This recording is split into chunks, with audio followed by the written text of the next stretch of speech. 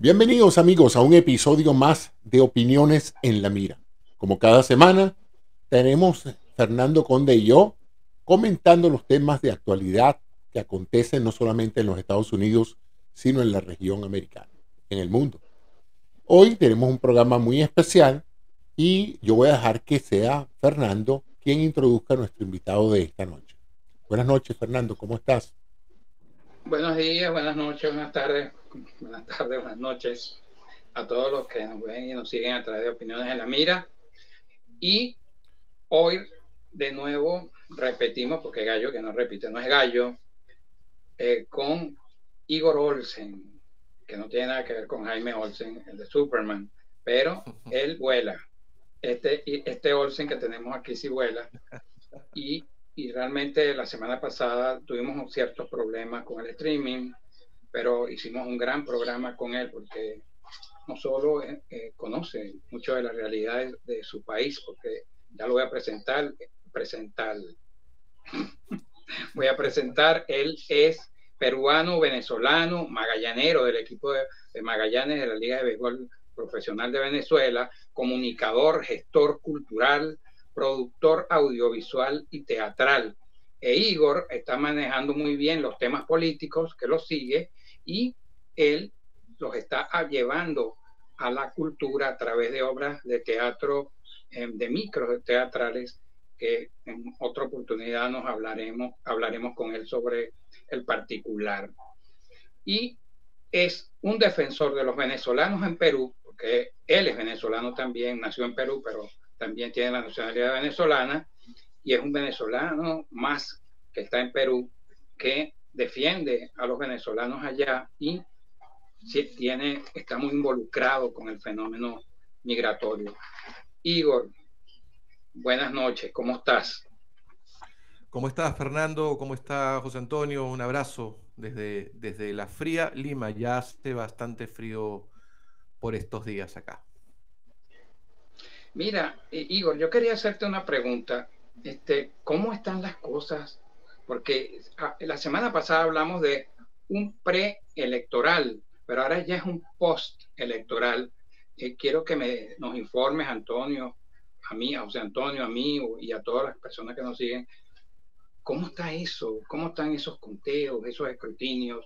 Ya se cerró, tengo entendido, y el ambiente que existe ahorita en Perú. Sí, la OMPE, que es la Oficina Nacional de Procesos Electorales en Perú, una suerte de CNE peruano, en la versión CNE venezolano en la versión peruana, ya terminó su conteo de las actas que han llegado de todos lados, desde el interior del Perú y las que estaban en el exterior. Sin embargo, bueno, en ese conteo que se ha hecho, la totalidad de las actas que han sido validadas y procesadas por el ente electoral, Pedro Castillo ha ganado la elección con 50.2% de votos. Y deberíamos tener hoy un presidente electo, ¿no? Debería haberse ya nombrado al señor Castillo como ganador de la contienda. Sin embargo, la señora Keiko Fujimori y su partido Fuerza Popular ha interpuesto unas impugnaciones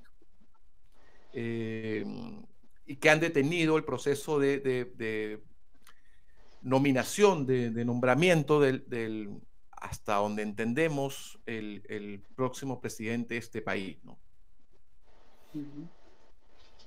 Fíjate bien, José Antonio y Igor.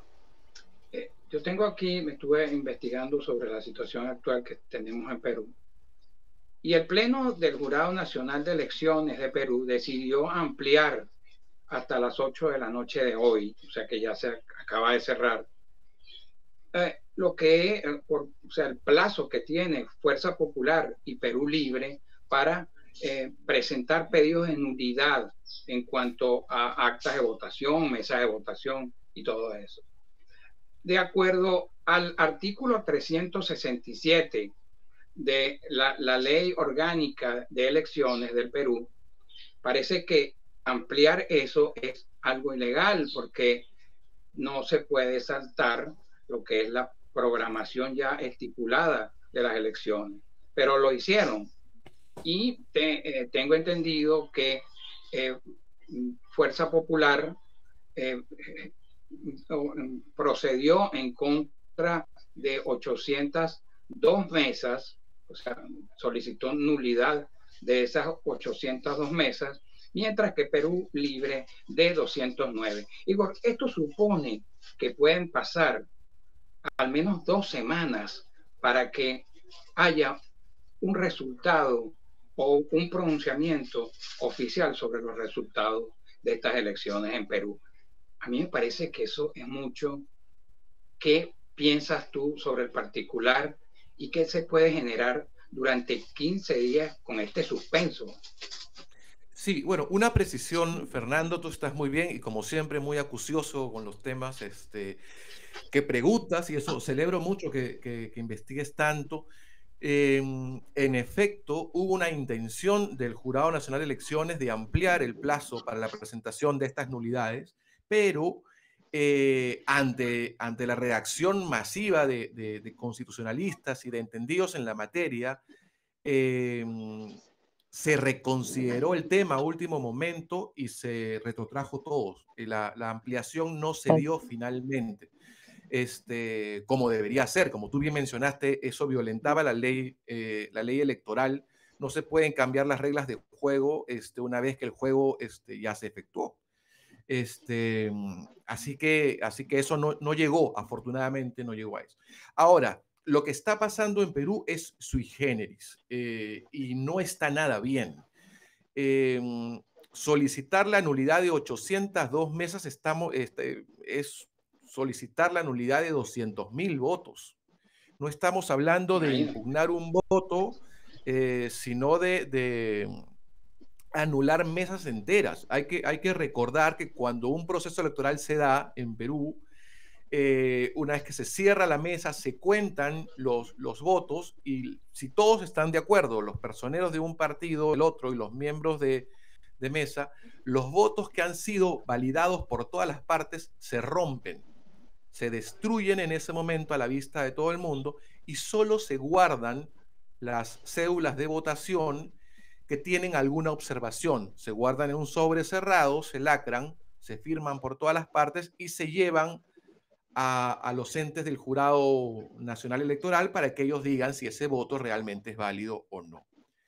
Esa etapa se concluyó ayer, si no estoy mal, y solo estábamos hablando de 700 cédulas de votación.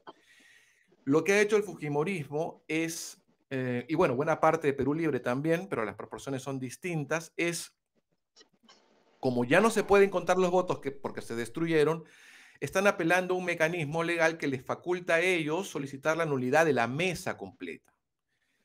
Eso quiere decir que si en una mesa hay de entre 200 y 250 electores, de un solo tirón, el Jurado Nacional de Elecciones, si encontrara razón para aceptar esta petición de Fuerza Popular, anularía todos los votos. Según la ley electoral, eso solo se puede dar en el caso de que haya probadas irregularidades probadas en la Constitución de la mesa. No sospechas, uno tiene que mostrar pruebas reales de que hubo alguna irregularidad en esa mesa, ¿no?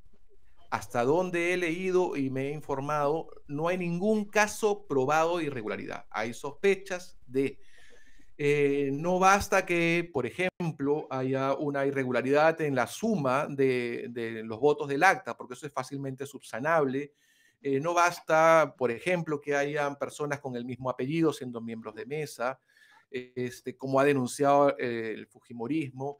Es decir, yo veo muy complicado el panorama y a mí me llama a pensar que más bien es una medida desesperada por dilatar el proceso tratando de enturbiar la calle. Yo quiero ser muy responsable con lo que voy a decir, pero es que no hay otra razón para entender esto que está pasando en Perú. Es muy delicado lo que pretende el fujimorismo, muy, muy delicado. Son 200.000 personas a las que se le desconocería su voto de un solo tirón. Y bueno, ya en la ciudad de Lima y en varias ciudades del interior del país hay gente en la calle, y esto puede ser pues el detonante de disturbios de mayor, que escalen a niveles desproporcionados, ¿no? Yo me temo lo mismo. ¿Y sabes algo? Mira, a las 4 de la tarde del día de hoy viernes 11 de junio, se lanzó un alerta global a todas las comunidades indígenas de América ante lo que califican ellos de un golpe de Estado, que es exagerado, obviamente, ¿no? Porque todavía no se ha producido ningún golpe de Estado, por la decisión precisamente del Jurado Nacional de Elecciones de Perú de aplazar o de ampliar ese lapso para que las personas presenten nulidad, los partidos políticos que están en contienda presenten nulidad por actas o mesas, etcétera, ¿no? Y ellos dicen que lo que intentan es doblegar y robarle el voto a las comunidades indígenas de Perú. Fíjate que ya esto lo están haciendo para que trascienda de Perú, porque es un llamado a las comunidades indígenas de toda América. O sea, me parece que están un poco con el freno largo, aunque posiblemente tengan razón, porque si tú no puedes cambiar la partitura a la mitad del baile, ni tampoco modificar unas reglas que ya están establecidas, que atentan contra una ley orgánica, en este caso de elecciones. ¿Qué te parece a ti y a ti también, José Antonio, que el problema de las elecciones de Perú tome ya una visión internacional cuando estamos en las primeras de cambio? Sumamente delicado, no solamente para el Perú, sino para toda la región, sobre todo por la apelación que se está haciendo a áreas sumamente sensibles en la comunidad latinoamericana, como son las áreas marginales y las áreas indígenas, ¿no? De las cuales todos, no solamente Venezuela, Colombia, Perú, tienen significativas poblaciones indígenas que reclaman desde hace muchos años que han sido marginadas de los procesos de desarrollo y de los procesos electorales. Y si ahora que un candidato que goza de esa popularidad en esas regiones, pues puede manipular las situaciones electorales para que ese voto sea excluido, mira, eso puede sembrar una matriz de violencia que no se ha visto antes entre las poblaciones rurales indígenas y las poblaciones de las ciudades, algo extremadamente peligroso. Sí, yo coincido con esa lectura, es muy peligroso, pero es que además, bueno, es la primera vez que yo veo una elección en Perú que tiene tanta importancia en la región, está siendo seguida por todo el mundo, y es realmente sorprendente porque Perú nunca había sido un foco de atención. Esta vez sí es importante. Si pensamos en la influencia que ha tenido Perú como muro de contención para la expansión del proyecto bolivariano desde su génesis, entonces hoy hay demasiados intereses. De hecho, ya perdóname que se me cayó este aparatito. De hecho, ya hay manifestaciones de presidentes afines al chavismo, saludando el triunfo de Castillo cuando aún no es oficial, y eso es muy delicado. La OEA incluso se ha manifestado al respecto pidiendo mesura y calma a todos los actores políticos de la región para que esperen también los resultados oficiales. Sí, mira, a mí tampoco me gustó, porque si vamos a ser justos, que Leopoldo López haya ido a Lima y haya sugerido una parcialidad hacia Keiko Fujimori, porque si vamos a ser justos y correctos, tampoco es, ¿no? Yo, como dije la semana pasada, no me gusta mucho al señor Pedro Castillo, las ideas, sobre todo porque me parece que detrás de él hay gente que lo maneja con más radicalismo hacia la izquierda, y eso me preocupa bastante. Y el tema, Igor, que estas elecciones han llamado muchísimo la atención, es quizás por el enfrentamiento de dos extremos que tenemos ahí y de el temor que representan ambos extremos, sobre todo para Perú. No sé si estás de acuerdo conmigo. Sí, completamente, completamente. Yo considero como tú un error de Leopoldo López haber llegado a Perú una semana de las elecciones, evidentemente invitado por el fujimorismo. De hecho, participó en el juramento de la candidata al lado de Álvaro Vargas Llosa, hijo del Nobel de Literatura peruano. Y me pareció que fue una medida injerencista, innecesaria, parcializada, y que además evidenciaba un profundo desconocimiento de lo que es el fujimorismo, ¿no? Porque el discurso de López apelaba a hablar del autoritarismo y luchar contra él, ¿no? Haciendo una analogía con el chavismo, pero pasó por alto algo que es muy importante para la memoria de los peruanos, que es si a un peruano uno le pregunta cuál fue el último régimen autoritario que hubo en este país, absolutamente todo el mundo va a hablar de Alberto Fujimori. Entonces yo creo que Leopoldo se equivocó y no debió participar aquí. Ahora, sobre lo que tú planteas, sí, evidentemente es el enfrentamiento de dos modelos antagónicos, opuestos totalmente, y eso es lo que ha llamado definitivamente la atención de la gente de la región. Ahora bien, yo me atrevería a decir que si bien el señor Castillo es un señor que enarbola un discurso de izquierda radical, y en eso pues no hay ninguna duda, también es cierto que después de estas elecciones, y si todo llega a calmarse y se le proclama presidente, va a ser el presidente más débil que va a tener este país y con muy poco poder político. Entonces, no es que Perú va a virar a la izquierda radical o al comunismo. Yo creo que no va a ser por ahí, ¿no? El problema con Castillo va a ser es que va a ser un pésimo presidente y sin ningún respaldo popular, ¿no? Fíjate, tú que mencionas a Vargas Llosa, el actual presidente Francisco Sagasti tuvo oportunidad de conversar con varios líderes y personalidades que apoyan a uno o al otro candidato, ¿no? Uh-huh.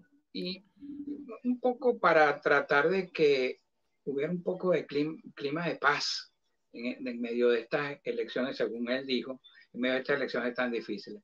Pero cuando él habla con Mario Vargas Llosa, que se sabe que lo ratificó, lo dijo, hubo de inmediato una reacción en ambas partes, pero más por el fujimorismo, porque consideran de que el presidente le pidió a Vargas Llosa que conversara con Keiko y le dijera que reconociera la victoria mínima que alcanza en las elecciones. Yo te he seguido en las redes sociales y tú tienes una claridad meridiana en cuanto a eso, porque has escrito que ni uno ni otro son ganadores en estas elecciones. ¿Por qué ha sucedido esto, sobre todo con Vargas Llosa? ¿Por qué esa preocupación en torno a Vargas Llosa?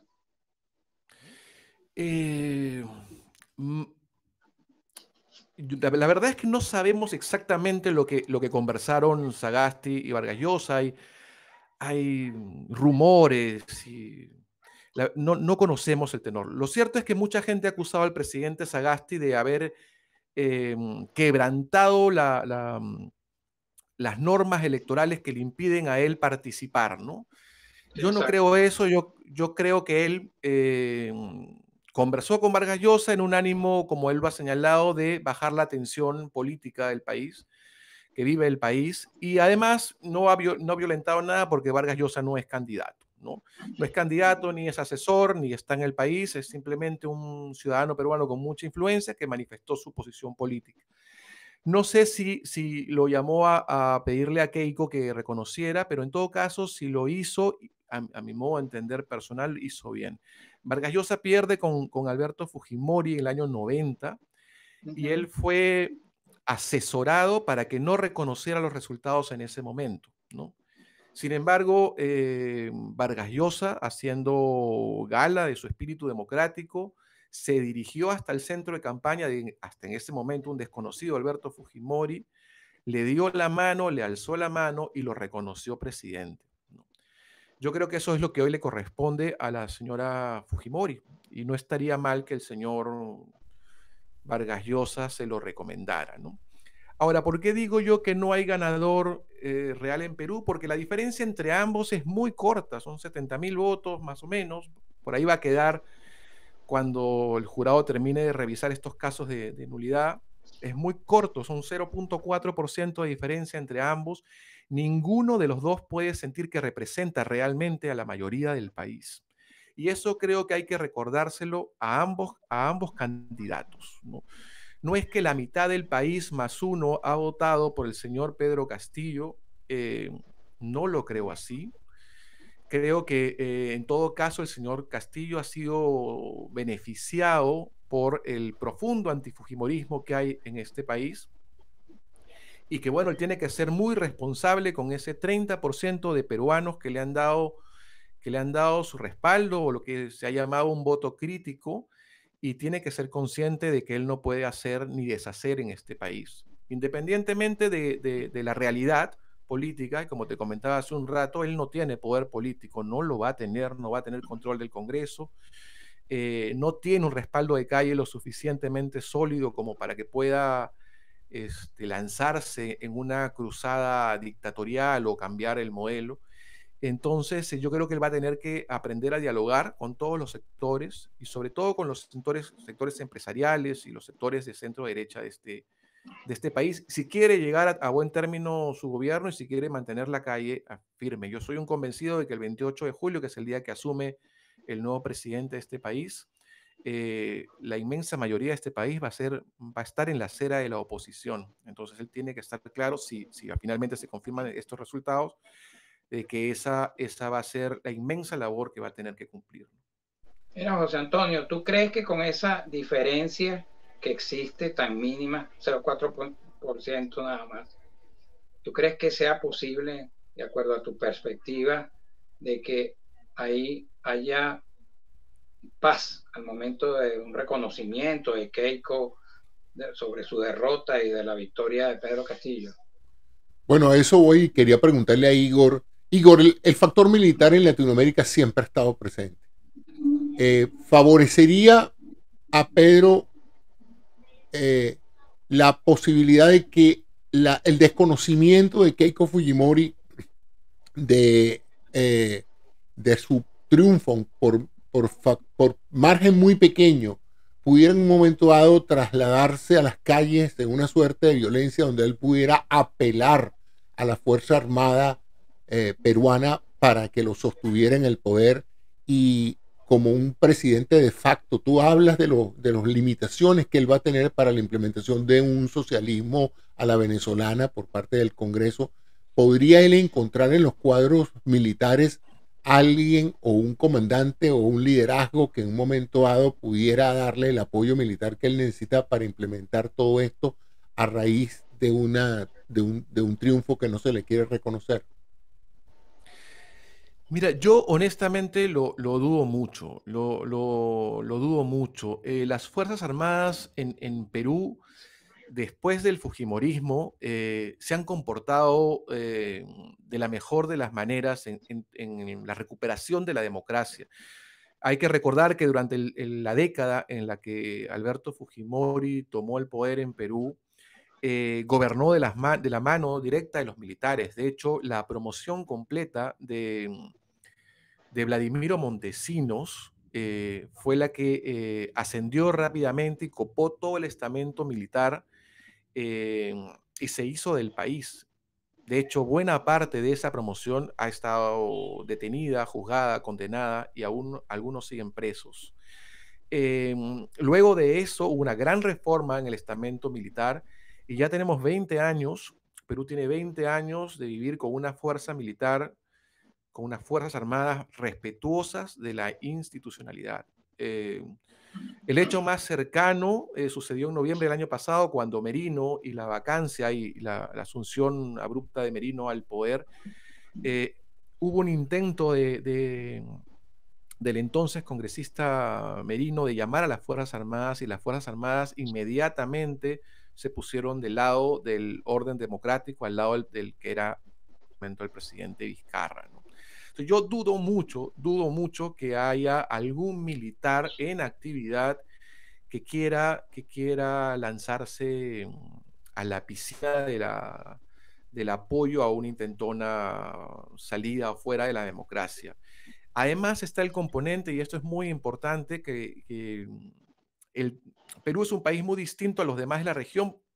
Creo que quizás el único que se puede asemejar un poco es Colombia, porque en ambos lados, en ambos países ha habido un fenómeno de guerrilla, de terror, de terrorismo, y entonces las Fuerzas Armadas siempre han estado contrarias a cualquier, de hecho han combatido el terrorismo en el caso peruano directamente.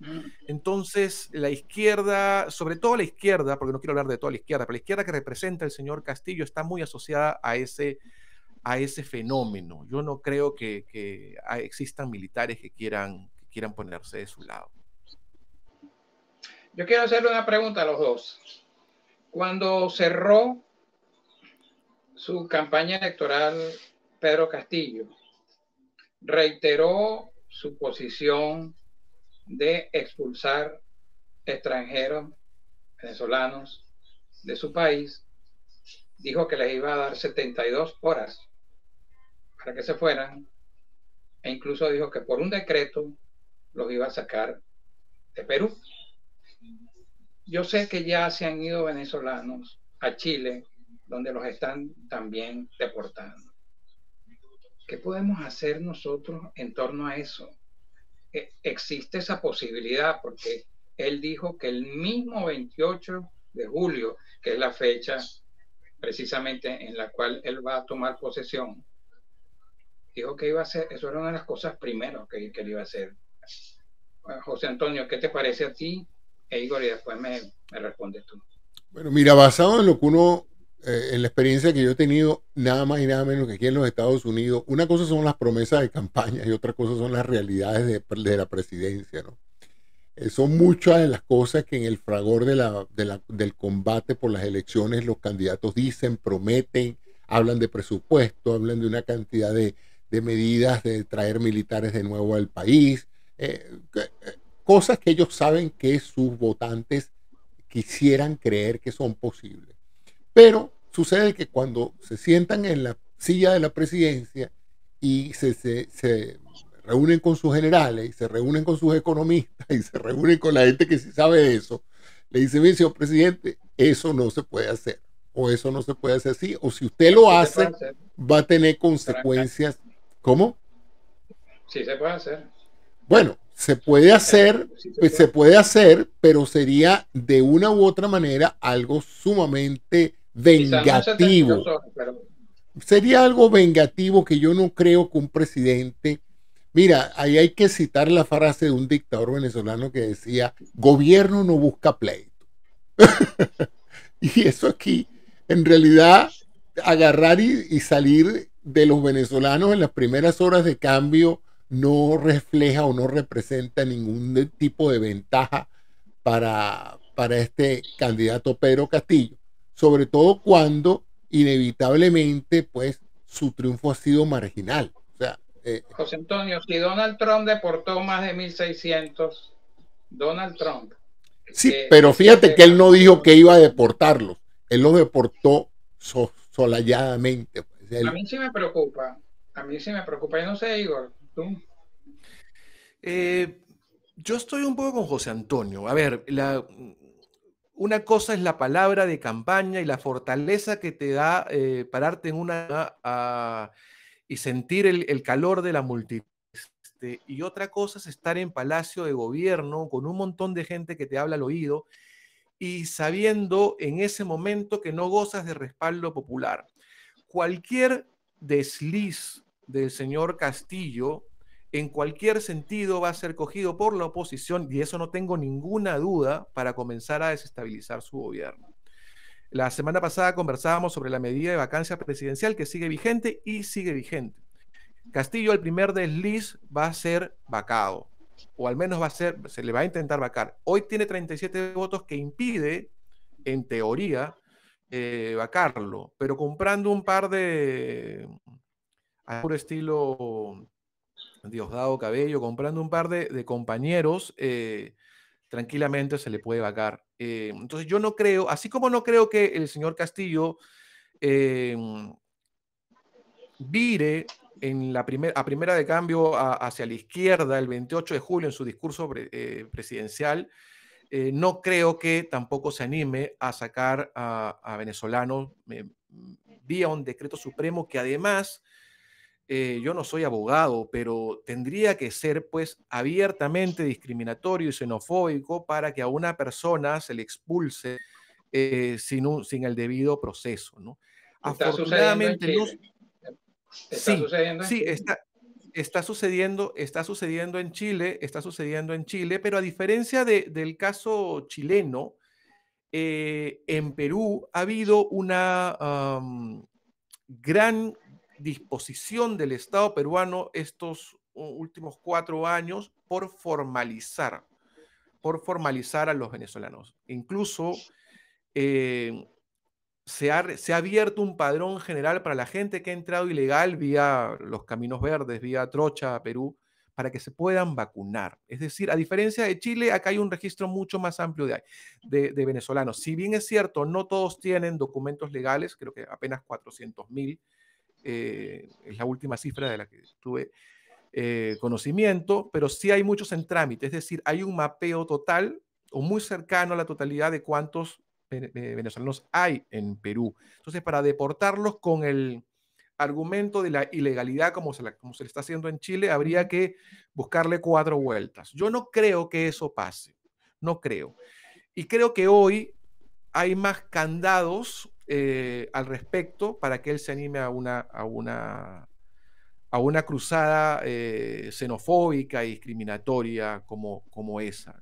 Creo que me animo a pensar que Castillo es más inteligente de lo que mucha gente cree, y él sabe que cualquier desliz lo saca del gobierno inmediatamente o le complica el panorama de una manera muy grande. Eso era una de las cosas que quería preguntarte. ¿Va a ser este candidato el que gobierne o hay alguien detrás de él?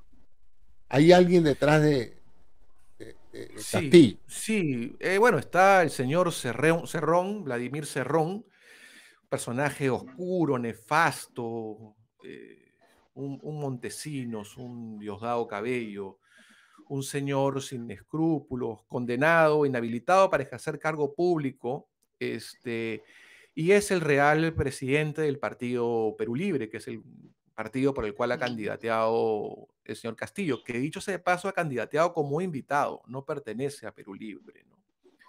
Él tranquilamente podría deslindar del señor Cerrón una vez que asuma la presidencia, pero se quedaría más huérfano porque los congresistas de los 37, 25 están inscritos en el partido de Cerrón.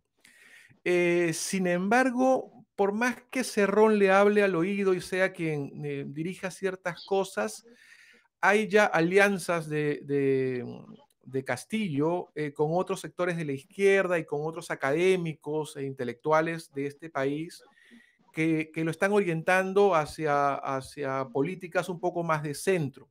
Entonces yo tampoco creo que se vuelva el radical, el lobo, el cuco al que hay que temerle. Yo creo que lo que hay que esperar es más bien que él migre al centro. No hay que perder la perspectiva. Hubo una intentona parecida el año 2006 y el 2011 con el señor Ollanta Humala. El 2011 llegó a ser presidente e inmediatamente viró hacia el centro, lo que le costó todos sus aliados de izquierda, pero terminó su periodo con un crecimiento país importante, con políticas de inclusión social que hasta el día de hoy funcionan, muy importantes. Yo he sido testigo porque he estado en el interior de las políticas del señor Humala en términos de educación, de salud, de asistencia a las personas de la tercera edad, y que hoy incluso ambos candidatos, el señor Castillo y la señora Fujimori, usaron como parte de su campaña, ¿no? De incrementar esas políticas. Así que yo soy optimista, pero no optimista porque crea en el señor Castillo, sino optimista porque lo veo muy débil políticamente, lo veo sin poder, lo veo sin personalidad y sin carácter de estadista. Entonces lo que va a tener que hacer es rodearse de mucha gente que lo encamine. Y creo que lo del señor Cerrón no tiene vida. Dicho sea de paso, creo que termino con esto, querido Fernando. Cada tuit del señor Cerrón es un punto en contra del señor Castillo. El señor Cerrón le hace más daño a la imagen del señor Castillo cada 10 minutos que sube un tuit o cada vez que aparece por algún lado. Entonces, no suma, resta, genera más miedo. Y al 28 de julio, gracias al señor Cerrón, el señor Castillo va a llegar más débil de lo que es hoy.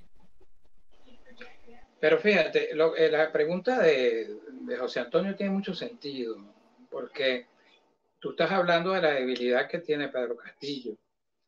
Y a mí no me cuadra mucho lo de Cerrón, cuál es qué pito toca ahí. Porque fíjate, él ya sabemos que es el hombre que escribió el plan de gobierno que va a ejecutar supuestamente Pedro Castillo, es el ideólogo de ese plan. Además de eso, ya también conocemos que es un izquierdista, un hombre que reconoce a Nicolás Maduro como un presidente democrático, un hombre que ha sido acusado de corrupción, y que él recientemente declaró que me da gracia de que él no aspira a ningún cargo político. ¿Cómo que no aspira a ningún cargo político? Porque no puede en este momento, pero ¿qué pitos toca ahí? Ese hombre se puede aprovechar perfectamente, Igor, de la debilidad que tiene Pedro Castillo para asumir un cargo oculto detrás de ese gobierno. La opinión de ambos, por favor. Sí, esa era mi pregunta, si él será el Vladimiro Montesinos, el lado oscuro del gobierno de Castillo. Yo creo que es más oscuro, incluso. Sí, yo me atrevería a decir, por supuesto, todo esto es especulación, no sabemos qué va a pasar, pero a diferencia de Montesinos, a diferencia de Montesinos, Cerrón no ostenta ningún poder real. Montesinos se hizo de las Fuerzas Armadas. Montesinos llegó a poner y a sacar generales, almirantes, presidentes del Comando Conjunto, nombraba ministros, antes de que todos nos enteráramos que existía Montesinos, ¿no? Acuérdense que Montesinos comienza a aparecer en las sombras a partir del 94, 95, ya tenía 5 años escondido dirigiendo este país, pero porque él realmente tenía poder dentro de la institución militar, ¿no? Además, él cuenta la leyenda que él le sabía algunas cosas a Alberto Fujimori, lo cubrió con otras y consiguió de alguna manera hacerse de poder. Cerrón, el único poder que tiene real es Castillo presidente. Cerrón no controla ningún militar, Cerrón no controla ni siquiera controla el Parlamento en este momento. Cerrón no va a poder nombrar ni al defensor del pueblo, ni al contralor, ni a los miembros del Tribunal Constitucional, ni a los miembros del Banco Central de Reserva. Es decir, Cerrón es muy limitado. Coincido con que es un personaje oscuro, Fernando, es peligroso, no tengo ninguna duda de eso, no quiero quitarle la importancia a una figura tan peligrosa como la de Cerrón, pero creo que hoy no tiene poder. Si lo tuviera, ya la situación sería otra, no lo tiene. Dicho sea de paso, ayer amanecimos con que un juez había anulado la sentencia contra Cerrón. E inmediatamente el órgano de control de la magistratura de este país, inmediatamente se supo la noticia y al segundo ya estaba investigado ese juez y ya hay una acción para anular esa disposición del juez. Así que tanto Pues, poder no tiene, ¿no? Igor, ¿podría pasar en el Perú lo que pasó con la Unidad Popular en Chile, en el gobierno de Allende, que él invitara a Cuba a fortalecer su poder interno? Porque el caso tiene cierta similaridad. Allende ganó con una precaria mayoría y de inmediato se inició, y las personas chilenas que me escuchen podrán dar fe de esto, una penetración de elementos chilenos como maestros, técnicos deportivos y todo un poco el mismo caso que pasó en Venezuela. ¿Podría esto pasar también en el Perú y que él empezara a afianzar sus cuadros de resistencia utilizando la invitación a Cuba de que lo ayuden a estabilizar su supuesta revolución? Yo creo que hay una ventaja que puede tener el pueblo peruano, es que Fidel está muerto, ¿no? Fidel está muerto, Raúl ya abandonó las filas, también está ya bastante grande. Y sí, y Díaz-Canel debe ser el presidente con menos legitimidad y apoyo que ha tenido la Cuba desde el castrismo, ¿no? Es la figura más débil que hay en este momento en Cuba. Dicho sea de paso, nunca habíamos visto, y en eso creo que podemos coincidir, tanta protesta, tanta valentía en la calle cubana, ¿no? Es la primera vez. Entonces yo no creo que hoy Cuba tenga la intención o la posibilidad de preocuparse más allá de sus fronteras. Y Perú no es Venezuela, Perú no es la Venezuela que puede brindarle barriles de petróleo a cambio de médicos y enfermeros. No, eso lo veo muy difícil, porque además aquí, y hay que decirlo, yo conversaba con mi concuñado sobre estos temas y me preguntaba mucho por el tema de Venezuela. Y Venezuela tenía un aparato estructural en la administración pública que de alguna manera, desde la Cuarta República, le facilitó mucho las cosas a Hugo Rafael, ¿no? Para poder establecerse. Porque un Estado que vivía pues, de la renta petrolera tenía toda esa estructura ya armada. Hugo Chávez solo tuvo que mover un par de piezas, hacerse de 3 o 4 estamentos del poder, tener a los militares, por supuesto, detrás, y tomó el poder. Fujimori en el 92 cambió la constitución de este país, y este país es uno que vive con unas reglas de libre mercado muy amplias, muy amplias. Aquí no hay estabilidad laboral para los trabajadores, por ponerles un ejemplo. Y hay muchas cosas que cambió Fujimori tratando de captar inversión extranjera. Eso no se ha movido. Entonces, quien quiera cambiar las cosas en Perú va a tener que cambiar absolutamente todo. Por eso el apuro por cambiar la constitución, ¿no? Entonces va a pasar mucho tiempo como para que las cosas cambien radicalmente en Perú. Y finalmente el tema de la constitución, ya que lo mencioné, yo tampoco le veo mucha vida a una suerte de referéndum, a la convocatoria, un referéndum para ver si hay una nueva carta magna, un nuevo pacto social en Perú. Yo creo que de darse, que lo veo bastante difícil, creo que es muy probable que la mayoría del pueblo peruano no respalde una iniciativa como esa. Bueno, José Antonio, yo creo que podemos cambiar un poco el tema. Me deja un poco más tranquilo Igor con sus informaciones.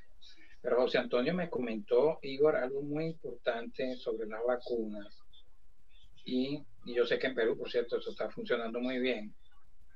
Y quería darle a José Antonio la oportunidad de que habláramos un poco de eso, José Antonio. Bueno, sí, ayer se hizo noticia la iniciativa del presidente Biden de donar 500 millones de dosis de vacuna a los países más pobres del mundo. Eso encima de los casi 80 millones que ya había prometido de un excedente de la vacuna de Oxford AstraZeneca que no habían sido utilizados en los Estados Unidos.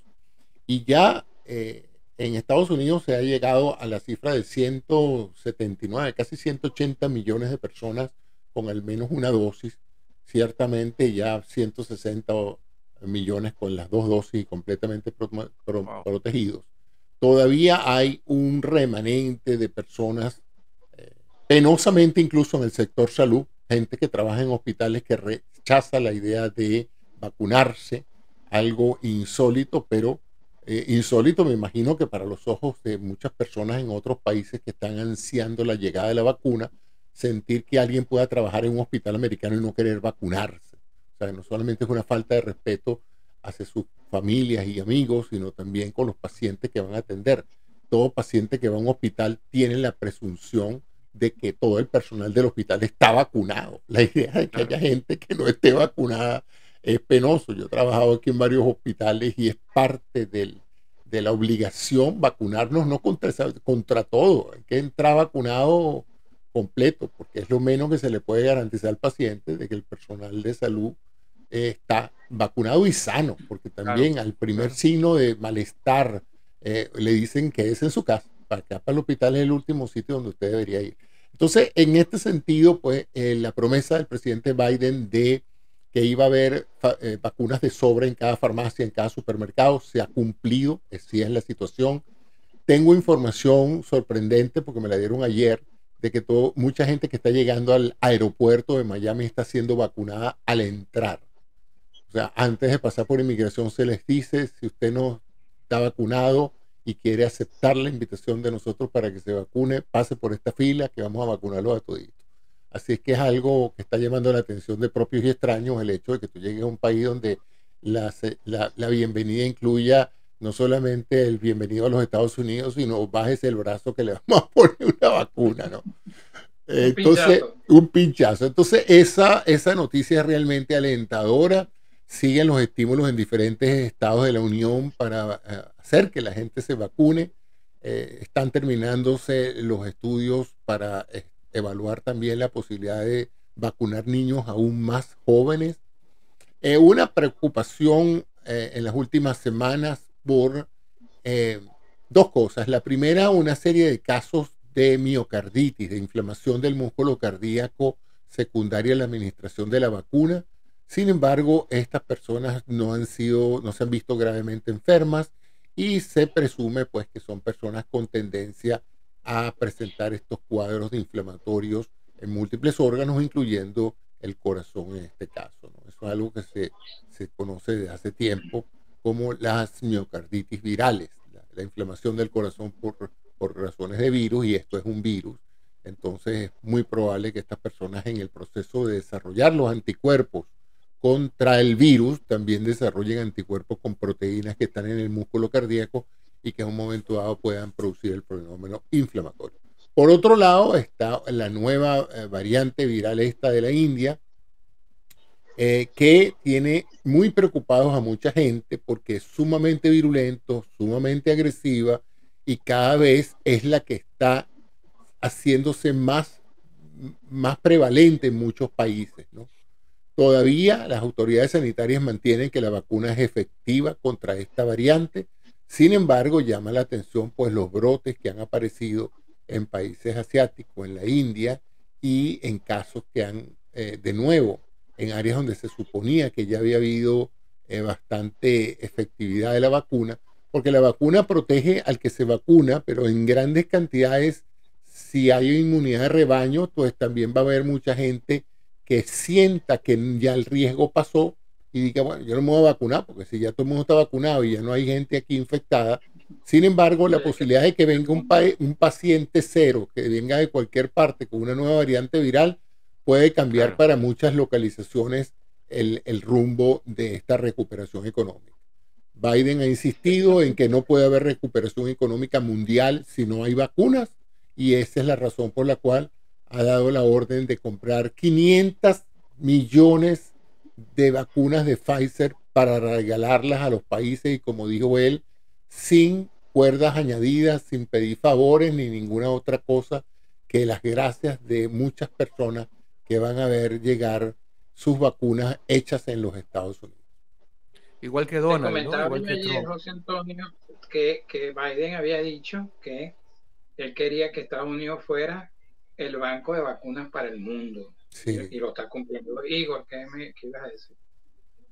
No, justo quería, hacía un chascarrillo, una broma sobre la comparación entre Biden y Trump con el tema de la pandemia, ¿no? Diametralmente opuestos. Celebro que esté pasando eso y creo que es la responsabilidad del líder del país más importante del mundo, preocuparse por la salud de todos, ¿no? De los que menos tienen posibilidades de comprar. Afortunadamente en Perú la cosa está caminando muy bien, muy bien. Hace 2 días se llegó a un récord de 160 y pico mil de vacunados, creo que fue el día miércoles, el panorama a este ritmo es realmente alentador. A mí me debe tocar en un mes, cuando se empezó la vacuna, me iba a tocar el otro año, y ya estamos hablando en serio. Y ya estamos hablando de julio, mediados de julio, quizás con buena suerte me toque a mí. Así que por ese lado estamos muy contentos. Lo de la variante de la India, lamentablemente ha llegado por el sur de Perú, está en Arequipa, se ha detectado ya un caso. Afortunadamente el gobierno y el Ministerio de Salud han reaccionado inmediatamente y han mandado un equipo especial para allá y se ha aislado a las personas que han tenido contacto con este caso que se ha descubierto en Arequipa, ¿no? Lamentablemente en Arequipa ha habido un rebrote grande estos días. Curiosamente, después de los mítines de ambos candidatos en Arequipa, que no sé, no los entiendo, pero bueno, celebro eso. Y con respecto a quien no quiere vacunarse, no es una situación exclusiva de los Estados Unidos. Acá también hay algunas personas que, seguidos o convencidos por algunas teorías un poco así jalada de los pelos, han decidido no vacunarse. La verdad no entiendo la razón, no la entiendo, no la comparto desde ningún punto de vista. Espero que entren en razón y que más temprano que tarde se vacunen por el bien absolutamente de todos y porque volvamos lo más rápido posible a poder abrazarnos y a poder estar en la calle como siempre. Sí, yo lo escucho a ustedes y me da como el tema de Venezuela, porque hablan de las 500 millones de vacunas, de todo, y no van a ir a Venezuela porque no existe transparencia, es un mecanismo de chantaje, de extorsión para la gente, temen de que utilicen esas vacunas y las vendan. O sea, también está el tema de la corrupción. Cónchale, uno como venezolano sabe cómo se encuentran esas personas golpeándose en esos centros de vacunación, se levantan a las 4 de la mañana y ya no hay vacunas. Entonces, ¿cómo ven ustedes que eso se puede solucionar ahí? José Antonio, tú. Porque pasa por el reconocimiento del estado, de la magnitud del problema, ¿vale? Esta gente se ha hecho los tontos al principio y han usado la crisis del COVID para control social, para minimizar el impacto de la protesta opositora, de tal manera que es un problema complejo. Hasta ahora la vacuna que se está usando en Venezuela es la vacuna rusa, la vacuna Sputnik, que llega pues directamente de allá y es la que se está usando, entiendo, por colegas míos que están allá, que ya se ha vacunado un significativo número.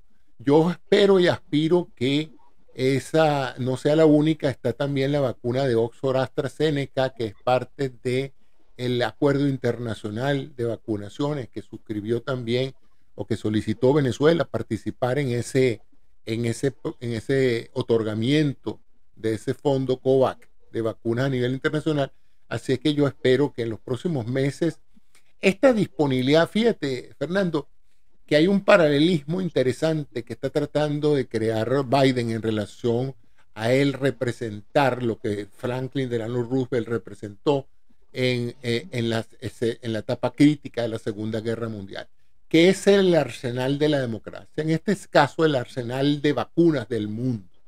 Ya Estados Unidos, con el impulso que dio con la compra el año pasado de las vacunas y el continuo apoyo a la empresa privada en este sentido, la producción está escalando niveles enormes. Ayer se le pidió a Johnson & Johnson no más vacunas porque no tenemos a quién vacunar. paren la cuestión porque no tenemos dónde meter las vacunas.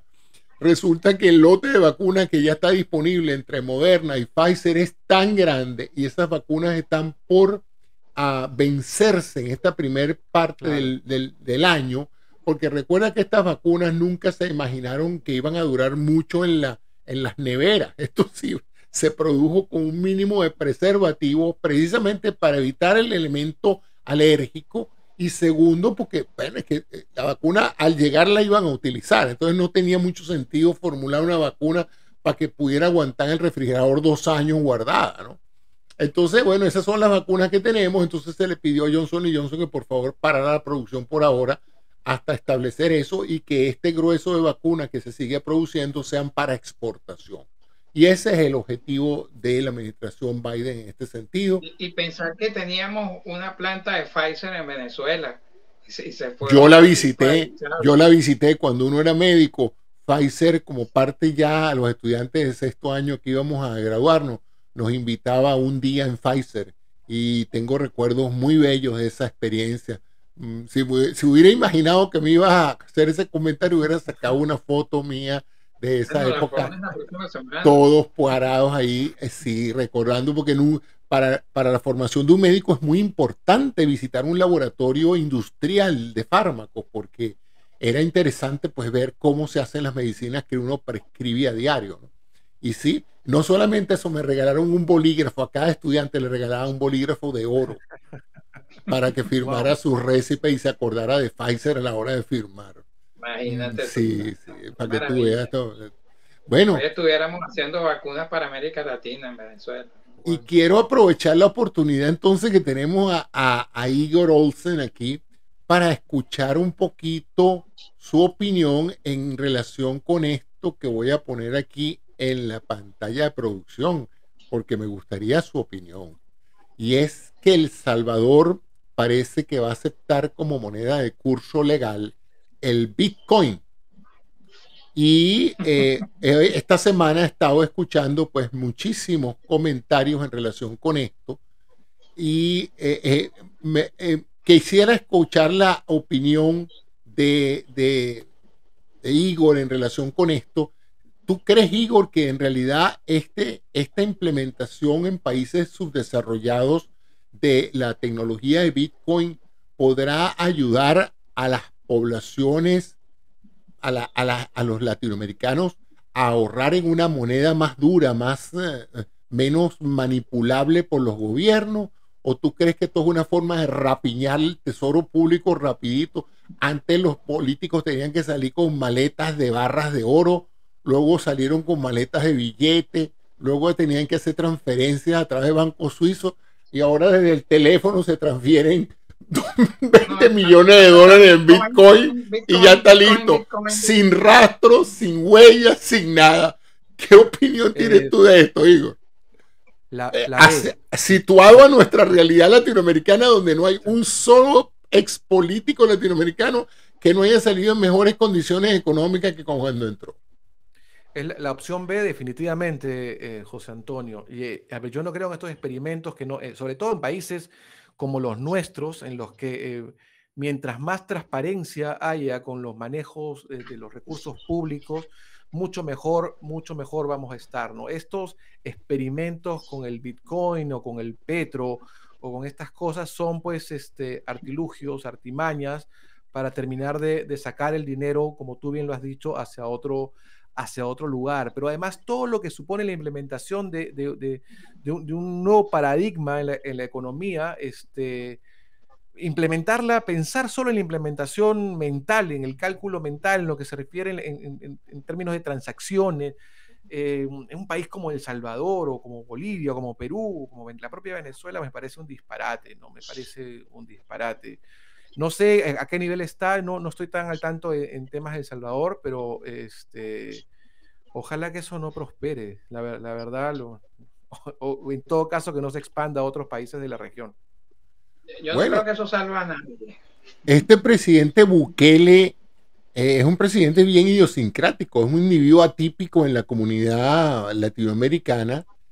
Mucha gente lo venera y lo adora como un superstar del mundo político del nuevo milenio en Latinoamérica, pero hay mucha gente que lo ve con cierta preocupación por ciertos aspectos autocráticos que él tiene. ¿Qué opinión te merece el estilo de gobierno de Bukele? A mí, te soy completamente honesto, a mí todo rasgo autoritario, autocrático, me cae mal. Yo veo con muchísimo temor a la figura de Bukele. Ese sí es un señor peligroso en tanto ha construido una imagen muy potente de Salvador, de Mesías, de ser el único capaz de liderar el resurgimiento de su país. Y yo le temo mucho, mucho el hecho de que quiera perennizarse, amarrarse al sillón presidencial por mucho tiempo. Es un hombre joven, es un hombre talentoso, es un buen orador, y creo que tiene todos los elementos dados, justos, la mezcla para convertirse en un dictador permanente para El Salvador. ¿Qué opinión tienes tú, Fernando, de esto?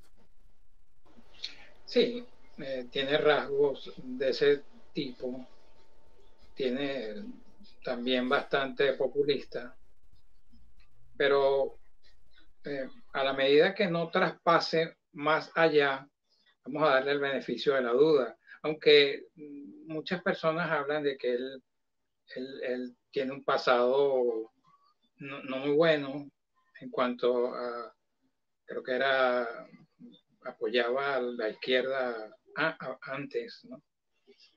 Y la verdad que tengo las mismas dudas que tiene Igor. Y en cuanto al Bitcoin, te voy a decir una cosa. Yo te lo comenté. Eso es una moneda que no tiene respaldo de ningún banco central. Y las personas que inviertan en una moneda de ese tipo, obviamente que es como una lotería o es algo que es como que si tú estás jugando en Wall Street, mañana puede caer y mañana puede subir y lo puede hacer solamente una persona, como ha sucedido con este mismo Bitcoin. Le dan dinero, sube, se lo quitan, baja. Ninguna moneda puede fluctuar de acuerdo al antojo de un tercero. Así es. No creo que es bueno, prudente ahorrar y después meterlo ahí. No. Bueno, amigos, llega a fin este programa excelente de hoy, en el cual creo que los que nos siguen van a tener una visión bien complementaria de la situación política peruana. Agradezco la presencia de Igor Olsen. Espero que nos siga acompañando en futuros programas para abordar temas de interés para la región. Y a ti, Fernando, de nuevo, muchas gracias por acompañarme semanalmente en este programa de Opiniones en la Mira. Y a ustedes, amigos, muchísimas gracias por su sintonía. Si les gustan este tipo de programas, déjenoslo saber. Si no les gusta también, hagan sus comentarios al pie de este programa de YouTube.